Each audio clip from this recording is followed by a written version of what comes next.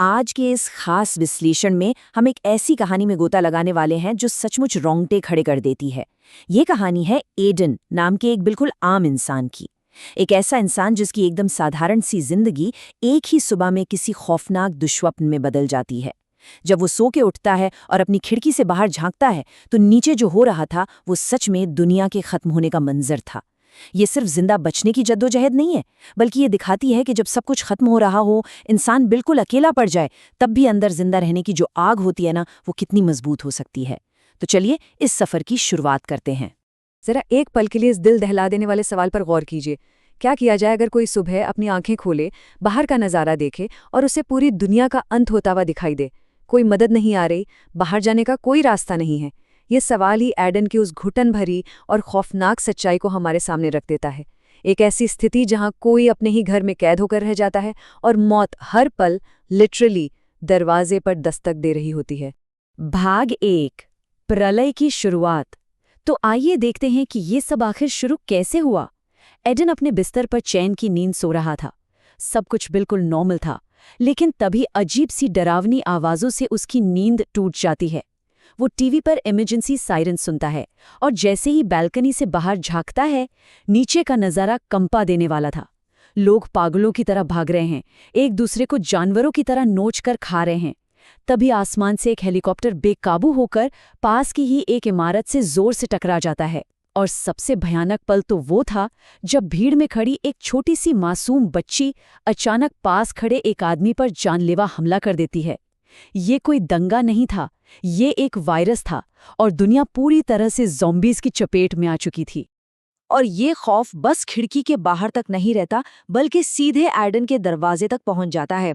उसका एक पड़ोसी मदद मांगते हुए जोर जोर से दरवाजा खटखटाता है।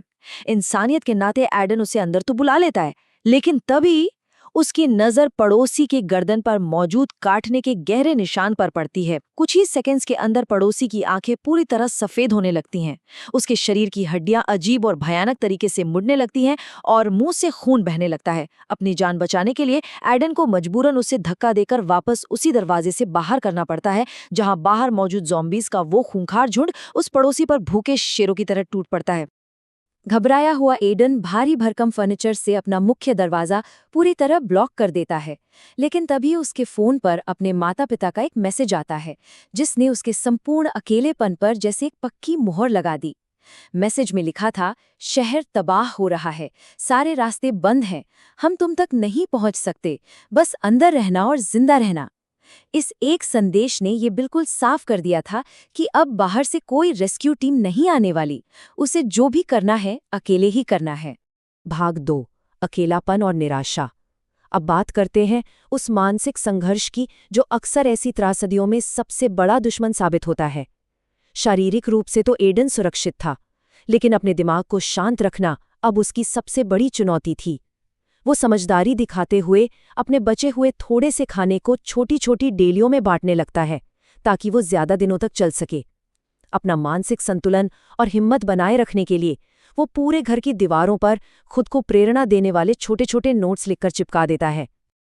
लेकिन वक्त अब एडन का सबसे बड़ा दुश्मन बन गया था। मनोविज्ञान भी यही कहता है कि पूर्ण एकांत किसी भी इंसान के दिमाग को कुछ ही हफ्तों में तोड़ कर रख सकता है। पहले दिन उसने दरवाजे पर बैरिकेड लगाया था, सब ठीक था, लेकिन 7वें दिन तक आते आते नलों में पानी की एक एक बूंद सूख चुकी थी। अब पीने को पानी नहीं था और खाना भी खत्म होने की कगार पर था। 42वें दिन तक पहुंचते पहुंचते उस भयानक अकेलेपन की खामोशी ने उसे पूरी तरह से निराशा के गहरे अंधेरे में धकेल दिया था। सच कहूं तो संसाधनों की कमी से कहीं ज्यादा उस सन्नाटे ने उसे अंदर से तोड़ दिया था। और इसी दमघोटू माहौल के बीच आता है ये दिल दहला देने वाला पल। एडन अपने घर में खामोश बैठा ही था कि अचानक छत का वेंट जोर से टूटा है और ऊपर से एक ज़ॉम्बी महिला सीधे उस पर आ गिरती है। ये वो पल था जब एडन को अपनी जान बचाने के लिए पहली बार किसी ऐसे की जान लेनी पड़ी जो तभी इंसान था। ये उसके लिए एक बहुत गहरा सदमा था। उस खतरे को हमेशा के लिए बंद करने के लिए वो एक सर्फबोर्ड और टेप का इस्तेमाल करके छत के उस रास्ते को पूरी तरह सील कर देता है। लेकिन कभी कभी ना उम्मीद ही सबसे बड़ा दर्द लेकर आती है।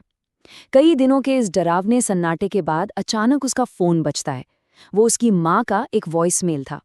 एक पल के लिए उसे लगा कि शायद सब ठीक हो गया है, लेकिन जब वो मैसेज सुनता है तो बैकग्राउंड में बेहद खौफनाक और अमानवीय आवाजें आ रही होती हैं। वो अपने ही माता पिता को दर्द से चीखते हुए सुनता है, उन्हें मरते हुए सुनता है, और फिर अचानक फोन कट जाता है। ये एडन के लिए बर्दाश्त के बिल्कुल बाहर था। ये वो आखिरी तिनका था जिसने उसका मानसिक संतुलन पूरी तरह से तोड़कर रख दिया। अपने परिवार को इस तरह खोने के बाद उसने पूरी तरह से उम्मीद छोड़ दी। उसने अपने लैपटॉप का कैमरा ऑन किया और अपनी वीडियो डायरी में ये आखिरी शब्द कहे, मैंने बहुत कोशिश की, लेकिन अब मुझमें कोई हिम्मत नहीं बची है। पानी खत्म हो चुका है। भूख और प्यास से तड़प तड़प कर मरने से अच्छा है कि मैं इसे यहीं खत्म कर दूं। ये उस भयंकर निराशा और उस भारी बोझ को दर्शाता है जब इंसान पूरी तरह हार मान लेता है। और इसके बाद उसने अपने लिए एक फंदा तैयार कर लिया। भाग 3, उम्मीद की एक किरण। और यहीं पर कहानी एक बेहद शानदार मोड़ लेती है। ये दिखाता है कि कैसे बिल्कुल आखिरी पल में, जब सब कुछ खत्म होने ही वाला होता है, तभी जिंदगी एक नया रास्ता दिखा देती है। फंदे पर झूलने से ठीक 1 सेकंड पहले एडन की नज़र सामने वाली इमारत की एक खिड़की पर पड़ती है। वहां एक लड़की थी, एक जिंदा इंसान, कोई ज़ॉम्बी नहीं। ईवा नाम की इस लड़की को देखकर एडन को जैसे एक नई जिंदगी, एक नया मकसद मिल गया। उसने तुरंत उस फंदे को छोड़ दिया। दोनों ने तुरंत पेपर पर बड़े बड़े अक्षरों में लिखकर एक दूसरे से बात की। और कमाल की बात देखिए, उनकी स्थिति बिल्कुल एक दूसरे के विपरीत थी। एडन ने बारिश का पानी तो इकट्ठा कर लिया था, लेकिन उसके पास खाने का एक दाना नहीं बचा था। वहीं दूसरी तरफ एवा के पास खाने पीने का थोड़ा सामान तो मौजूद था, लेकिन वो पानी के बिना तड़प रही थी। यह विषमता बिल्कुल साफ कर देती है कि जिंदा रहने के लिए अब उन्हें हर हाल में अपनी जान जोखिम में डालकर एक दूसरे की मदद करनी ही पड़ेगी। ईवा की जान बचाने के लिए एडन एक बहुत ही साहसिक कदम उठाता है। वो अपने कपड़ों को बांधकर एक लंबी सी रस्सी बनाता है और उसे ईवा की बालकनी तक फेंकता है ताकि वो पानी की बोतल वहां तक भेज सके। लेकिन इस सस्पेंस से भरे काम में एक बहुत बड़ी गलती हो जाती है। पानी की बोतल रेलिंग से जोर से टकराती है, खट, और उस खामोशी में उसकी तेज आवाज पूरे इलाके में गूंज उठती है। ये आवाज इमारत के नीचे मंडरा रहे उन खूंखार ज़ॉम्बीज़ का ध्यान खींच लेती है और वो दीवार के सहारे बिल्कुल छिपकलियों की तरह ऊपर चढ़ने लगते हैं। 45। जरा इस संख्या की गंभीरता को महसूस कीजिए। पूरे 45 दिन। इतने लंबे समय तक एडन उस एक छोटे से कमरे में खौफ, भूख और अकेलेपन के साथ कैद रहा। लेकिन अब ईवा को पानी भेजने के बाद उसे ये अच्छी तरह एहसास हो चुका था कि अगर उसने बाहर जाकर खाने का इंतजाम नहीं किया तो वो बस कुछ ही घंटों में भूख से मारा जाएगा। इसलिए 45 दिनों की उस लंबी घुटन के बाद आखिरकार उसने उस सुरक्षित कमरे से बाहर कदम रखने का एक बहुत बड़ा फैसला किया। भाग 4, इंसानी खतरा। और यहीं से हमारा अगला और बेहद खतरनाक अध्याय शुरू होता है। अब तक एडन अपने कमरे की 4 दीवारों में सुरक्षित था, लेकिन अब जिंदा रहने की कीमत थी सीधे उस डरावने सपने के बीच में उतरना जहां मौत हर कदम पर उसका इंतजार कर रही थी। अब एडन को मौत को बिल्कुल करीब से चकमा देना था। जैसे ही वो बाहर निकला, ज़ॉम्बीज़ का एक बहुत बड़ा झुंड वहां आ पहुंचा। वापस भागने का तो कोई रास्ता ही नहीं था। खुद को बचाने के लिए एडन ने जो किया वो रोंगटे खड़े कर देता है। वो एक सड़ी गली लाश के बगल में लेट गया और एक और लाश को अपने ऊपर खींच लिया। उस पुरानी लाश की सड़ांध ने एडन के इंसान होने की महक को पूरी तरह छिपा लिया और ज़ॉम्बीज़ उसे मरा हुआ समझकर बस उसके ऊपर से गुजर गए। ये एक ऐसा पल था जहां एक छोटी सी सांस भी उसकी जान ले सकती थी। बचते बचाते वो एक पड़ोसी के घर में घुसने में कामयाब हो जाता है और वहां की रसोई में उसे डिब्बाबंद खाने का जैसे एक खजाना मिल जाता है। लेकिन तभी उस अंधेरे में छुपा एक ज़ॉम्बी अचानक उस पर जानलेवा हमला कर देता है। एक भयानक हाथापाई होती है और एडन किसी तरह एक आइस पिक यानी बर्फ तोड़ने वाले सूजे से वार करके उसे खत्म कर देता है। इस जानलेवा संघर्ष के बाद उसे न सिर्फ खाना मिलता है बल्कि 2 चालू वॉकी टॉकी भी मिल जाते हैं। इस तबाह हो चुकी दुनिया में किसी दूसरे इंसान की आवाज़ दोबारा सुनने के लिए ये किसी वरदान से कम नहीं था। एवा और अपने लिए थोड़ा और खाना जुटाने की कोशिश में एडन वेंटिलेशन डक्ट के सकरे रास्ते से रेंगते हुए एक दूसरे अपार्टमेंट में पहुंचता है।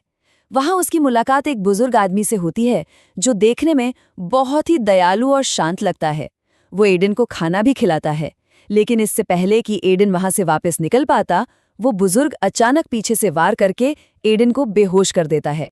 तो यहाँ सबसे अहम और खौफनाक बात यह है कि जब एडन की आंख खुलती है तो वो खुद को कुर्सी से बंधा हुआ पाता है और सामने उस बूढ़े की ज़ॉम्बी बन चुकी पत्नी उस पर हमला करने की कोशिश कर रही होती है। उस बूढ़े आदमी का खौफनाक सच अब बिल्कुल साफ था। वह मेरी पत्नी है। मैं उसे जिंदा रखने के लिए इंसानों का मांस खिलाता हूँ। ये इस बात का एक बेहद ही विकृत और डरावना रूप है कि इंसानी लगाव किस हद तक भयानक रूप ले सकता है, जहां प्यार के नाम पर ऐसी हैवानियत को सही ठहराया जा रहा था। भाग 5 दुस्वप्न से पलायन। कहानी की रफ्तार अब और भी तेज हो जाती है। एडन किसी तरह अपनी रस्सियां खोलता है और खुद को बचाने के लिए उस बूढ़े आदमी को ही उसकी ज़ॉम्बी पत्नी की तरफ धकेल देता है, जो तुरंत उसे खाने लगती है। और ठीक इसी वक्त एडन के वॉकी टॉकी पर इवा की घबराई हुई आवाज आती है। ज़ॉम्बीज ने इवा के अपार्टमेंट का दरवाजा तोड़ दिया था। अब एडन के पास सोचने का समय नहीं था। उसे किसी भी कीमत पर वहां से भागकर इवा को बचाना था। अपनी जान की परवाह किए बिना एडन अपनी बालकनी से सीधा ईवा की बालकनी की तरफ एक लगभग असंभव सी छलांग लगा देता है। लेकिन उसका बैलेंस बिगड़ जाता है और वो रेलिंग पकड़कर नीचे लटक जाता है।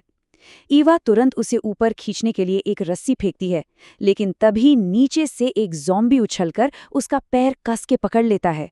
अब सोचिए, वो हवा में ज़ॉम्बीज़ के एक खौफनाक झुंड के ठीक ऊपर लटक रहा था और उसका पैर एक ज़ॉम्बी के हाथ में था।